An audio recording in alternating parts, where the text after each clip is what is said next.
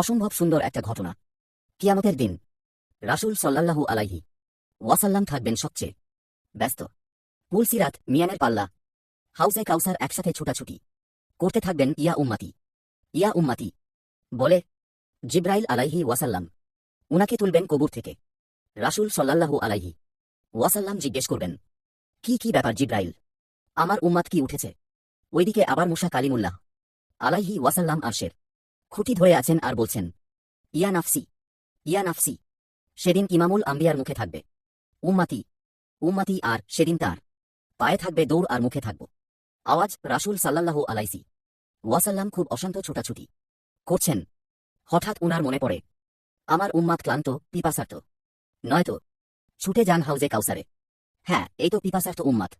নিজের হাতে হাউজে কাউসার থেকে পানি পান করাবেন আর বলবেন, পান করো, আর কখনো তৃষ্ণার্থ হবে না। হঠাৎ মনে হবে মিয়ানের সামনে দাঁড়ানো উম্মাতের কথা। ছুটে যাবেন সেখানে, দেখবেন উম্মাতের বাম পাল্লা ভারী হয়ে যাচ্ছে, পেরেশান, তিনি হয়রান।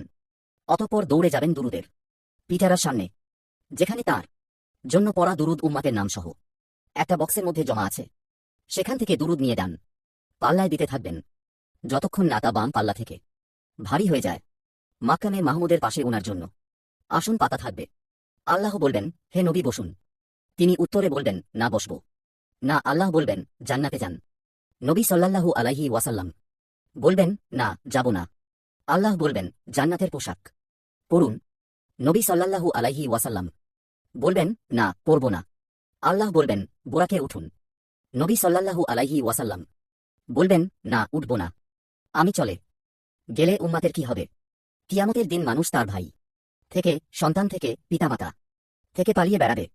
কিয়ামতের দিন এক রাসূল সাল্লাল্লাহু আলাইহি ওয়াসাল্লাম ছাড়া কেউ কাউকে চিনবে না।